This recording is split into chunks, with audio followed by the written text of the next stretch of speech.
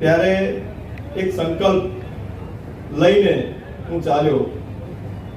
એ સંકલ્પમાં વિધાનસભાની દીકરીઓ, જે જરૂરિયાતમંદ દીકરીઓ અને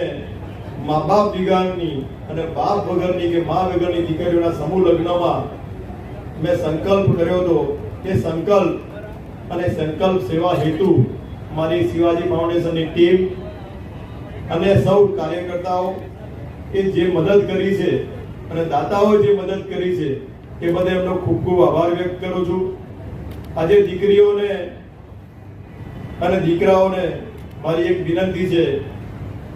કે 77 દીકરીઓના લગ્ન થયા ત્યારે મેં એક જ વાત કરી હતી કે જ્યારે એકબીજાના મનની અંદર, જેમ હમણાં અજયભાઈ જિલ્લા અધ્યક્ષે કહ્યું, એકબીજાના મનની અંદર કોઈ અણબનાવ બને, કોઈ તકલીફ પડે